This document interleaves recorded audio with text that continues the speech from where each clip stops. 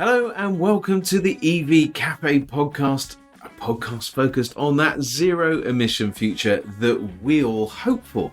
And every week I am joined by one of the wonderful members of the EV Cafe team. And this week, no exception, I've got the lovely John Curtis, fresh back from a bout of COVID, JC.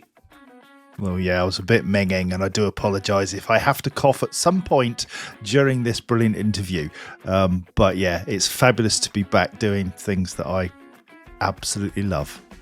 Glad to have you back, JC. But even better than that, we talk to the wonderful pioneers, collaborators, and innovators in our industry. And I'm really excited to be talking today to a brand new gold sponsor in Iveco, and Mike Cutts, the business line director for the commercial vehicle, the vans. Mike, welcome. Hi guys, how you doing? Hello. We are good, sir. Fab. More importantly, how are you? Yeah, I'm feeling like I need some matching glasses so that we've got a trio of spectacle. I need to go to Specsavers and absolutely should have gone to Specsavers. I think. Specsavers, yeah, but no, I'm good, thank you. Excellent. And showing off with all that hair is just damn rude, in my humble opinion. Spread it around a little bit. You can have a spread the love. Absolutely. You can have some of your cast-offs. Mine's just all slid down, and we really don't want to go there. Anyway, so Mike, listen, really big welcome from us to you to this podcast. But tell us a little bit about your role and really the journey that Iveco are on and have been on, and some of the exciting stuff that is happening right as we speak. It's really great to watch. Yeah, no worries. So I am light business line director for Iveco in the UK and Ireland. What does that mean? Basically, anything that has a daily badge on it is kind of falls under my sphere of influence and responsibility. So, going back 4 or 5 years ago when I first joined the business, that was all about diesel, and to a certain extent, a little bit about CNG, because we produce gas vehicles as well. But obviously, the market's evolving super quick, and we now have electric vehicles to come to market. And one of my, I guess, key focus points has been over the last few years is to bring the e-daily to market and really drive some awareness into the market about what we have and what we can do for people, because we are, I guess, what you could call a challenger brand in respect that our market share is around about 6-7%. So there's a lot of people out there that don't really know much about us and maybe have a perception of us from years and years ago, which is very different to maybe what we have today. So for me, my responsibility is to shout as loudly as possible about all the great things that we do and how we can help customers on their journey, in this case, towards electrification.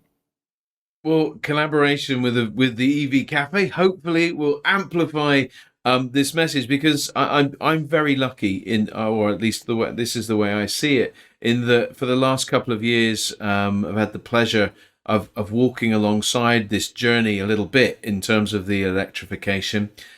Mike, how did you come about this strategy of electrification? Because it's been very very ordered and very well executed, and the level of knowledge that you guys have come to market with around electrification, in particular the van sector, it does leave a lot of the others in the dust, if I'm being really honest. And it's not just because I'm talking to you. I think you guys have come to market extremely well, educating the market. How did you arrive at that strategy, and what were the key things that you wanted to exercise in that process? I wish I could take all the credit for it, but I can't. I've got to thank the very brainy people at our factory for a lot of it, to be fair. Iveco, if you don't know, stands for Industrial Vehicle Corporation. So we've got a long heritage in building very robust and trusted vehicles. And with that engineering background becomes a lot of focus on technology and innovation. As part of the wider Iveco group, we have a lot of parts of our business, like Iveco Defence, for example, where we build military vehicles with a lot of very advanced technology. And so all of that DNA washes through into our commercial vehicle range as well. And the factory have really produced a fantastic product with some innovations in there that are really pushing the market forward in some really fantastic ways. And so we're bringing to market.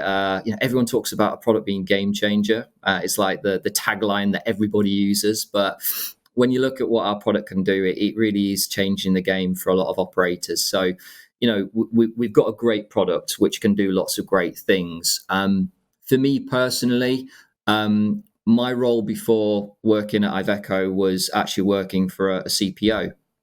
So I had a year at Podpoint, and that was a great eye opener for me to really understand the industry a lot more and understand what makes it tick, and then bringing that experience into an OEM, and then having the opportunity to launch the eDaily gave me all of the ingredients that I needed to really drive that forward with the right knowledge base of knowing how the industry works and what people need from an EV. So I guess it was kind of a perfect set of ingredients to do it.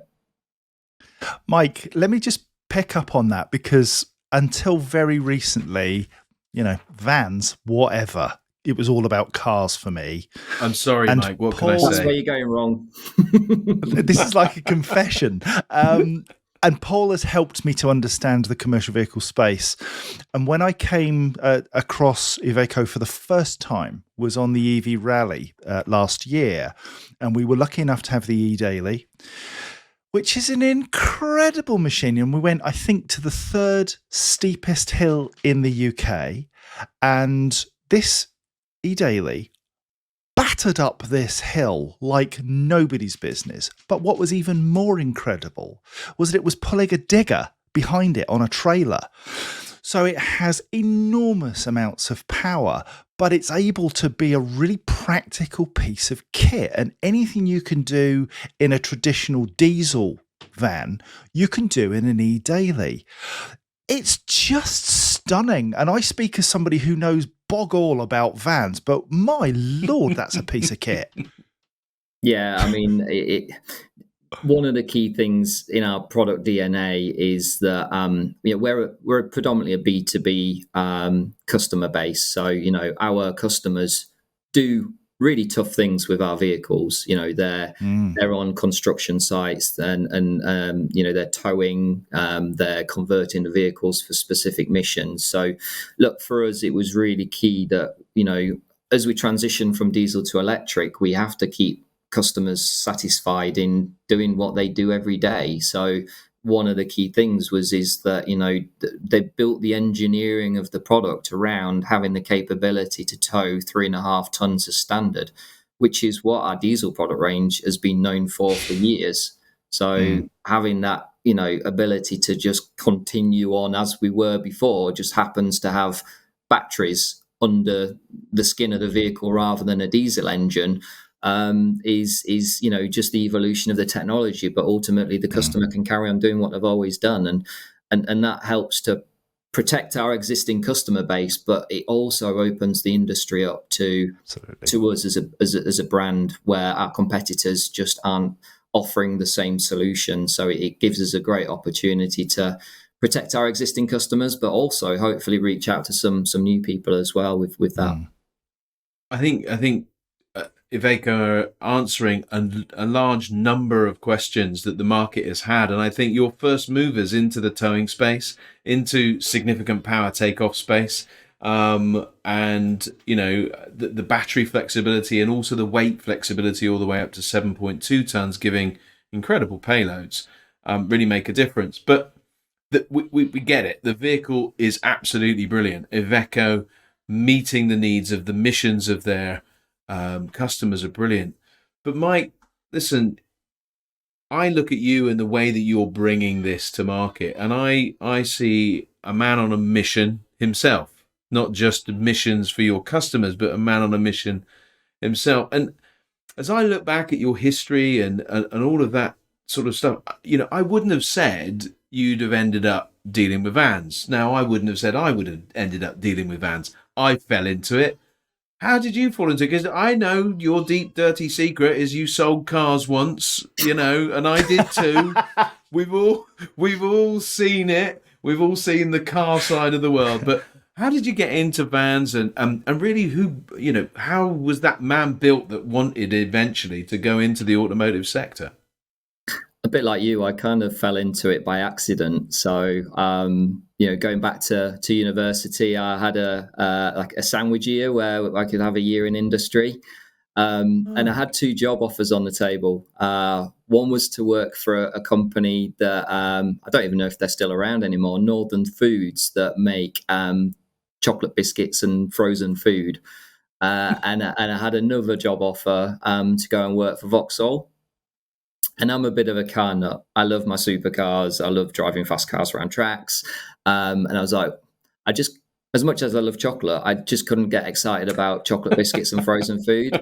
But I could get excited about cars. So I was like, let's go for Vauxhall. That sounds like a good option. And like a lot of people, once you get into the automotive industry, you never get out.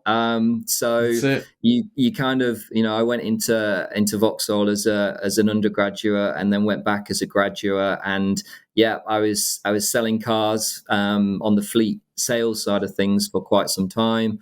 Did a bit of time in marketing, but obviously Vauxhall sold vans.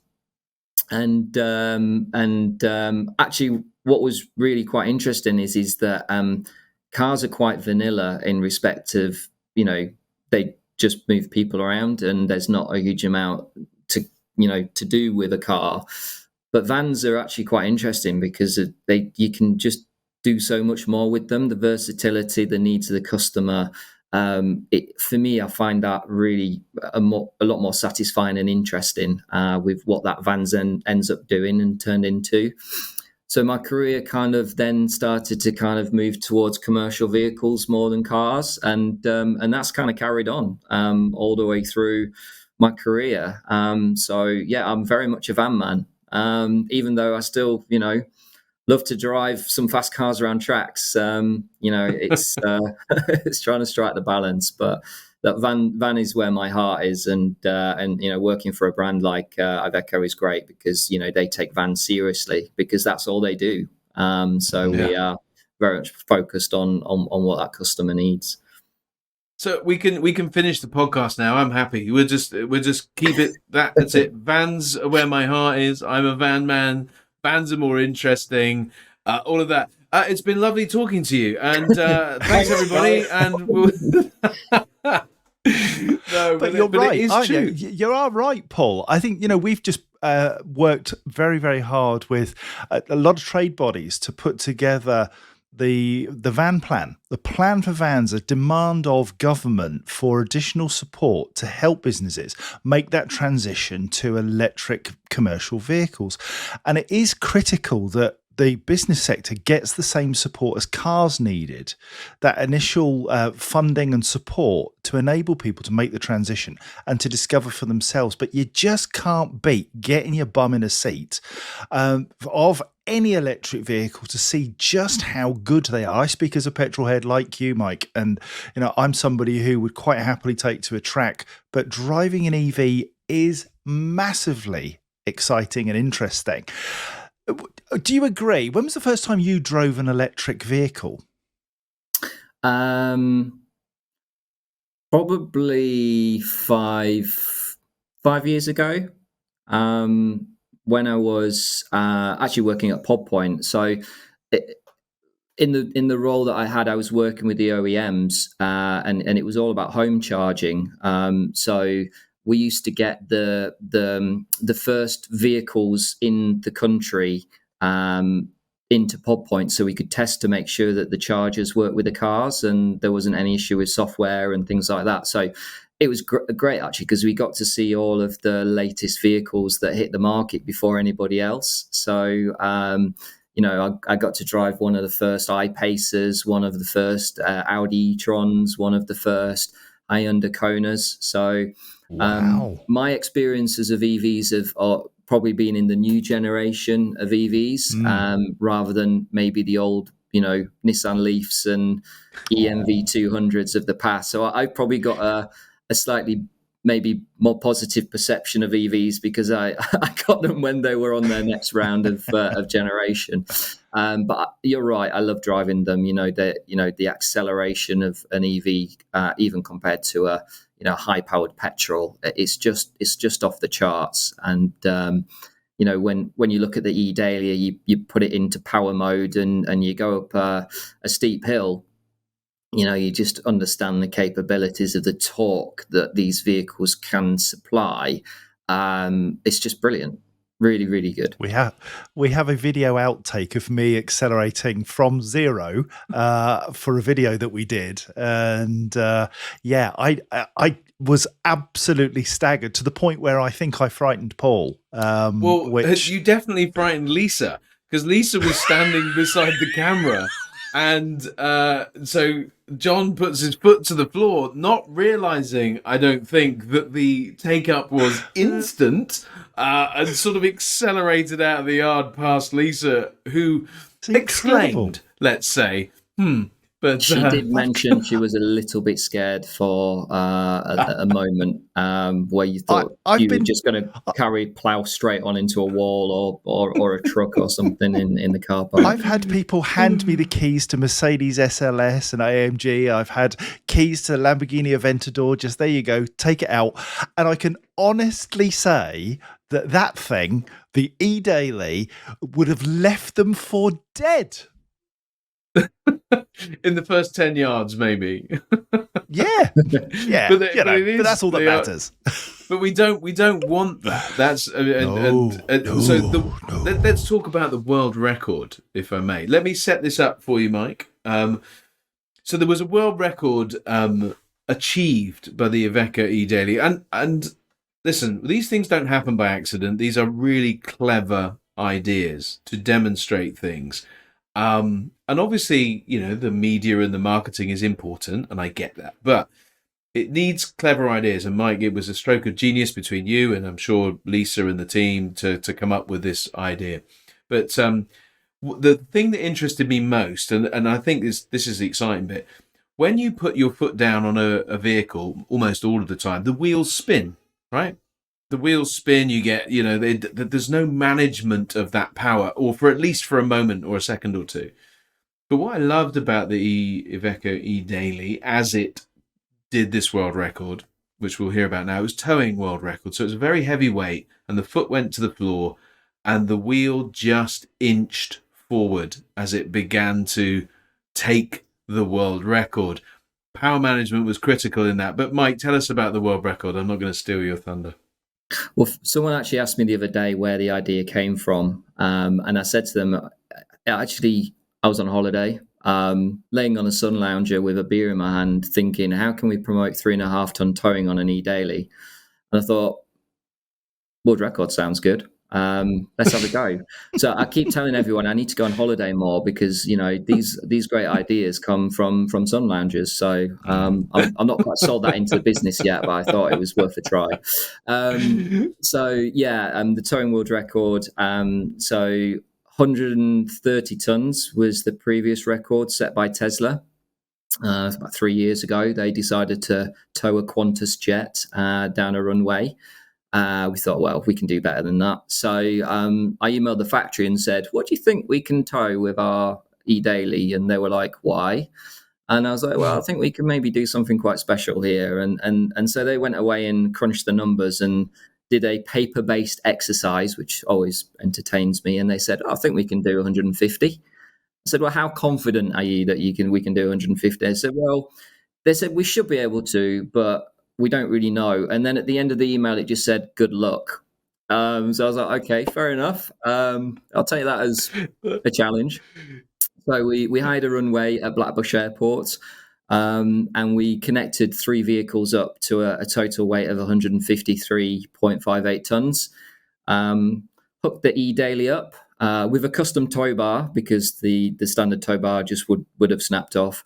And we got Britain's strongest man, Adam Bishop, in the driver's seat. as we thought that was a really nice brand synergy of world's strongest man in Britain's strongest van. And yeah, he put the foot to the floor, and very slowly the vehicle pulled all the vehicles down the runway and set the new record. On the wheel spin, we were a little bit worried that we were going to just burn the tires out. So we did actually put a ton of payload on the rear axle in the back of the van. So you could argue that we actually carried 154 tons because we had an extra ton in the back. I don't know how much Adam weighs. We weren't counting his weight in that. 155. He's a pretty big guy. But yeah, so we did put a bit of ballast on the rear axle just to give the tyres a little bit more traction. Thankfully, well, it wasn't a dry runway. The guys in the PR agency were laughing at me as I was walking up and down with a leaf blower an hour before the record attempt to dry the tarmac. This is the length of commitment that I go to get these world records set. So you can imagine me driving up and down the runway with a leaf blower in the back of my car, but needs must. So he had a dry runway, and to be honest, the van just performed fantastically well. We didn't have a practice run. We just turned up, hired a runway, got all these vehicles there, and kind of trusted that the paper-based simulation from the factory was going to be all right. And thankfully, we pulled it off, and then created that fantastic video. I think it's had about 110,000 views on YouTube, and it's reached over 70 million people on social media so far. So, wow. Just a brilliant achievement. I never get bored of watching it. I think everybody else does, but I love watching it because it just really brings back such good memories of drying tarmac with a leaf blower, if nothing else. So. Well, Mike, we'll make sure that the link for that video is in the description for this podcast, so that people, if you hadn't noticed it until now, go back to the link and go check it out, because it is definitely worth watching. It's quite inspiring. Very well done video. John, you make it sound, Mike, like you don't do business as usual, but I know that you work incredibly hard at the routine things, the mundane things of life that keep your business focused in the right direction. And that's very similar to logistics, I guess. It's not all glamorous and sexy. There's an awful lot of hard work that goes into the hours that your vehicles work. For you as a business leader, what does success look like? Because, doing the flashy and doing the, not flashy, but the big statements, this thing can tow a jet, is impressive. But there are some more granular things that you're trying to achieve in the industry and with Iveco. What are they? I think my ethos has always been lead by example. So, our customers expect the best, and, for them, downtime is critical. So as a business, we have to perform for them. And in order to do that, we have to lead by example and be the best at everything that we do. So, I always set myself high standards and expect high standards from the team, and that trickles down all the way through my business line and our operation. And hopefully customers then kind of see the benefit of that in the fact that, what we offer, what we supply, we deliver on, and we try our best to execute being the best at what we do. We are, as I said, an industrial vehicle brand. And so, we take operation and downtime really seriously. And that's what our dealer network's known for, with regards to it being a truck-based network that our customers rely upon to keep their businesses moving. And, we've got great product, which is half the battle, but we also have to keep those vehicles on the road. And so making sure that we've got the right customer service and after-sales support in place for those customers, that if they do drop a van or a truck off at 6 o'clock at night, that it's ready for the next day when they start their next day's work. So 24 hours servicing and those things are really important to our customers, where, as I said, we're a B2B business, we're not a B2C. So our customer expectations of how to run their fleet are a lot more demanding than maybe what a retail customer would be. So we've got to be very mindful of that in everything that we do. And that's going to place significant strain on you as the leader of that business. How do you relax? How do you get away from all that? A 24-hour, 7-day week business. What keeps that smile on your face? Well, day to day, I've got a lovely little dog called Whiskey who gets walked frequently to give me some time to have some breathing space from being chained to a Teams call for 12 hours a day. So the dog gets walked a lot, whether or not he likes it or not. But what do I do for fun? So I like to set myself a challenge. So, I've run London Marathon twice. Last year, I did the London to Paris bike ride with Transaid, having not Wow. practiced at all and regretted it for all 3 days of the trip. But a great achievement. And I'm counting down the days because in a couple of weeks I'm off to Austria snowboarding for a week as well. So I do like an extreme sport, and riskier the better, because it definitely means that you're not thinking about work, because you've got to think about doing things properly. So yeah, that for me, I've tried to learn to play tennis as well. I'm not very good, but I'm trying. So yeah, sport and exercise is definitely the kind of the break that I try and get myself away from work when I can.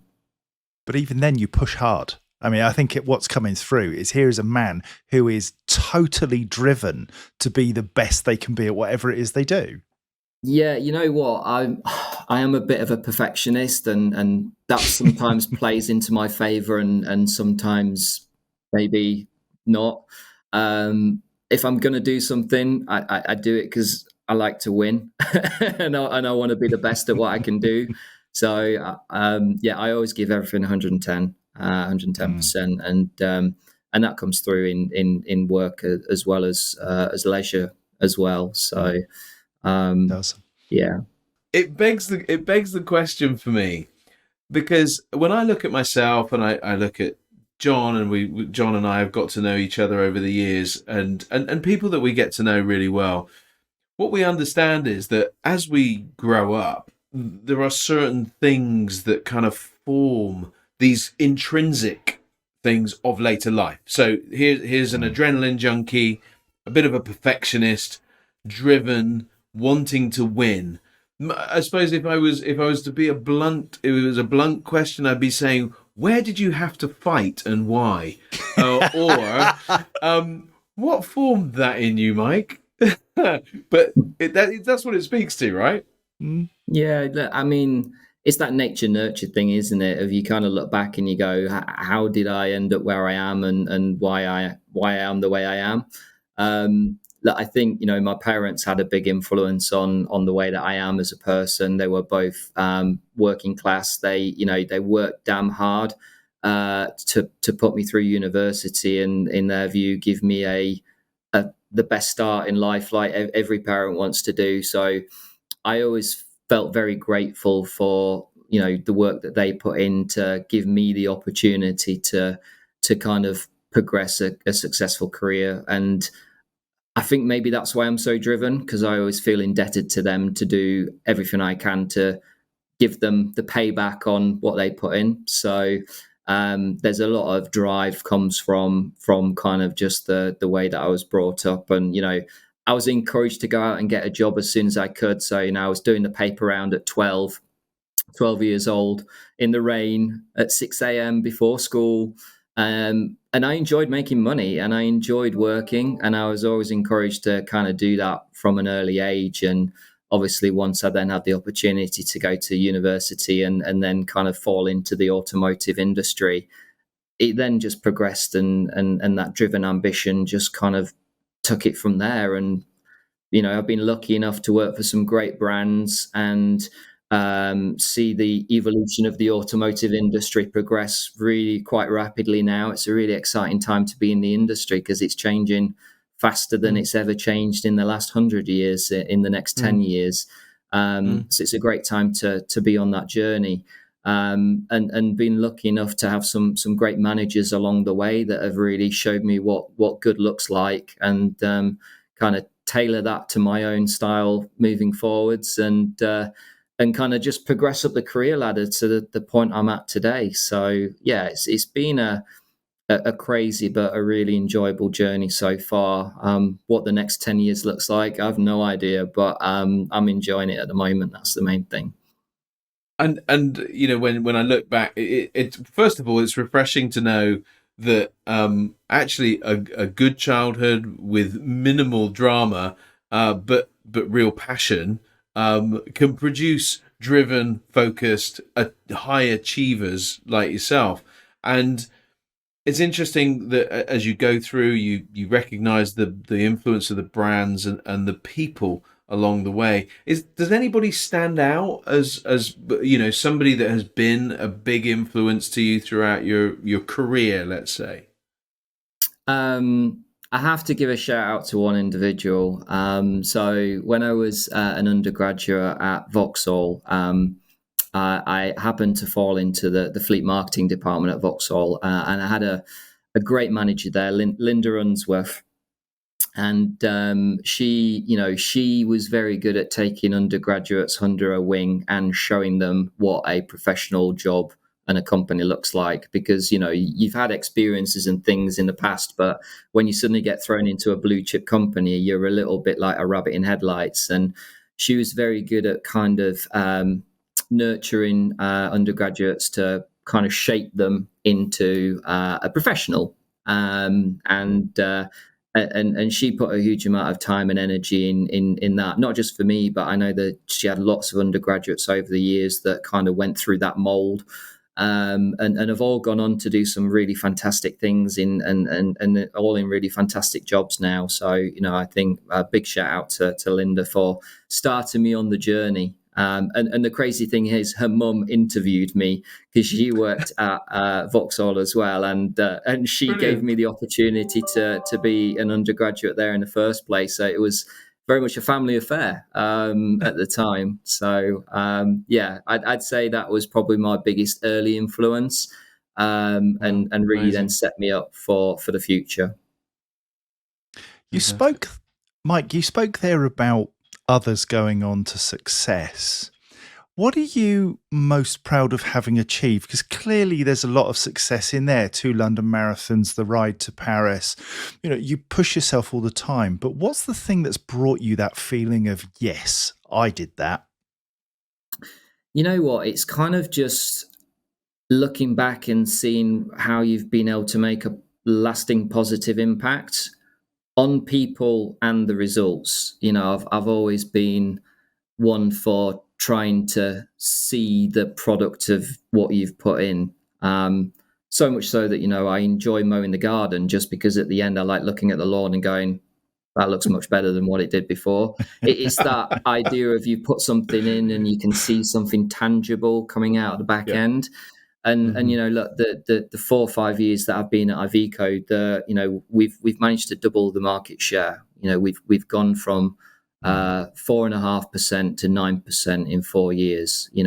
There's not many opportunities and brands that you can go in and say you've doubled their market share in 4 years. So results wise, I'm really proud of that achievement, because we can see when we started the journey and where we've got to now. But also I see the team that I've got, I can't achieve that on my own. It's a team effort, and everybody's played their part in achieving that, and that's what makes me probably more proud, in the fact that all those individuals, I've got pretty high standards and I expect that from everybody, but actually they're all willing to put the effort in for me and for the business and for the brand. And the outcome is what you can see today. Winning LCV Manufacturer of the Year at the end of last year for Greenfleet, for me, that just epitomizes what we've managed to achieve. Being recognized as a manufacturer for that achievement and not just product awards shows that it's about us as a business that have achieved what we've achieved, and that is a team effort, and everyone plays their part. So that was a really great moment for me, because it shows we're being recognized now, And going back 4 or 5 years ago, I could never have imagined that happening. So, we've been on a really big journey in the last 4 or 5 years, and being at the front of that is really satisfying. It comes across time after time after time when we speak to business leaders like you. The one shout out, forget the technology, forget the boxes of electricity, the vehicles that you're producing. This is a people business. It doesn't matter about, whether it's 400 volt architecture or 800 volts, or whether it's a commercial vehicle or a car or whatever it is. It's about the people that deliver it. Yeah, definitely. And one thing that I've always learned when I went into sales is people buy from people. Mm. And it's the relationship that counts. And, the relationships with our customers are key. And if you don't have that, you don't have anything. So, it is a people business, and that's, has to be the number one priority. And look, we have to look after each other because, they look after the business, right? So that's what it's all about. Yeah, it absolutely is. And I know the other brands that haven't worked with their people and are suffering as a result of it, that where you see great change in terms of the personnel, lots of people going out because things are not as good, and it does make a massive difference. But I think it's worth just adding some context, Mike, to the level of achievement, because I've been in this industry for over 20 years in the commercial vehicle sector, and Iveco have never been much more than a niche brand solving niche problems, and somewhat the reputation has fluctuated over that time period. I think most people that have watched the Iveco brand would say that. But as I look at it today, you see the growth from 4.5 to 9% because it's a perfectly worthy product, right? It's a solid product, industrial vehicle company. These people are people that build things that will do stuff, missions, and it's really beginning to be taken very much more seriously. And I think the electrification piece has really put the cherry on the cake from that perspective, because you've come and said, listen, actually, we believe so much in our mission, and our people are so good at delivering what we want, that you can consider an electric vehicle which is arguably streets ahead in many aspects of electrification in customer missions. I mean, from a generic electric van, maybe it's got competitors, but for anything that needs specialism. And I think that context is important, the level of achievement and the journey that Iveco are on. It does really stand out to me. There's no question in there, really. It's just Just a a big statement. pat on the back. Yeah, it's a big pat on the back that the journey Thanks. that Iveco have been on from a Yeah, look, commercial vehicle perspective. Go on. Sorry. look, we've got plenty more to go at. We've only really just got started, to be fair, and we've been on a great growth curve with diesel, but with electric, it opens us up to an even bigger market because of what the vehicle can do. So that's the exciting thing for me, is that we can just build and grow on what we've done so far. So yeah, for me, it's exciting times ahead. It really is. And I suppose with that in mind, Mike, just as we kind of come to an end of this session, obviously we get to talk to you guys a few more times through the year, and there'll be more to come. But what does 2024 look like? What are you going to be? What's the stall being set out? Look, I mean, number one priority on the EV side is that we've got a ZEV mandate to hit. So, we need to register 10% of electric vehicles this year if we don't want to pay a fine. So, the good news is, from our perspective, we're well on track to achieve that. We've got a great product, and we'll soon be announcing some very significant fleet deals that we've secured, which will help drive us towards that number. Where our product is right up those customers' street. So, look, I think for us, it's about number one, hitting the target.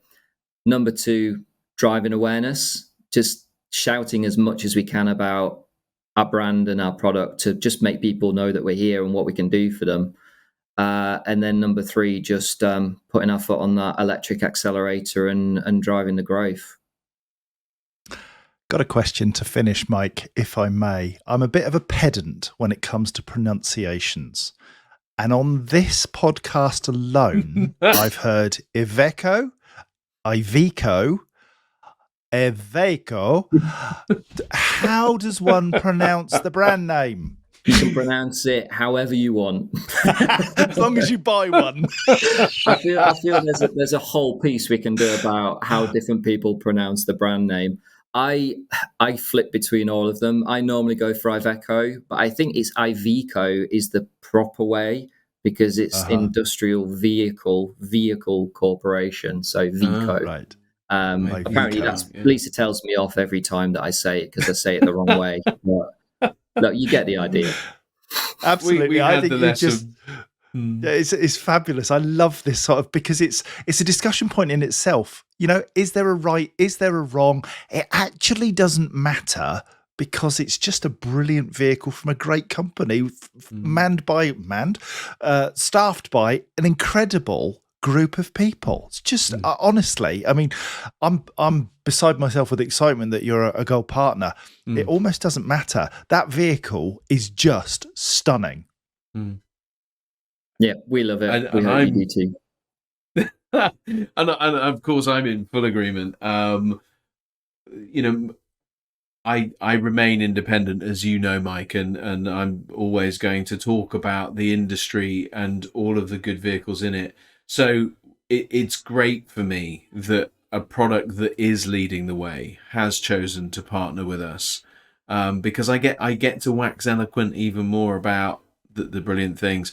But what's been nice today is, Mike, that we've got to know you a little bit as well, and you know, we can be just as confident in the people as the vehicle. In fact, more confident in the people that are bringing this vehicle to market, and it's been a real joy. So I've enjoyed today, and hopefully everybody listening will have enjoyed getting to know the real Mike Cutts. Will the real Mike Cutts please stand up? Please stand up. I got a question. Oh, okay. If somebody has been stimulated sufficiently to find out more about the eDaily, Mike, where do they go? How do they do that? Yeah, well, I guess they've got a few options. You can go to our main.co.uk website, where there'll be all of the product information on eDaily. You can visit one of our dealers and discuss with them your own local requirements, or message me on LinkedIn, and I always respond. Thanks, Mike. Appreciate that. And all those relevant links and comments will be in the podcast details. So if you have been stimulated and you are interested in more news about the Iveco eDaily, or the Iveco brand as a whole, or just want to get to know Mike better, he always responds. So whatever it is, please do get it checked out. It's been a real joy, Mike. Thank you for today. John, always good to hang out with you and chat with these lovely people. Please do check out all of the other podcasts and follow us on the LinkedIn, and also head over to the website where you can find all the content, and do look out for shows that we're at. We're going to be at the Everything Electric Show, Commercial Vehicle Show, Fleet Mobility Live, London EV Show, all of those. And Mike will probably be there now because the Iveco eDaily will be with us on all of those shows. So that's really good news. And it's going to look pretty special too. So come check it out. Have a great day, everybody. And thanks, Mike. Thanks, John. Thanks, guys. Thank you. Bye.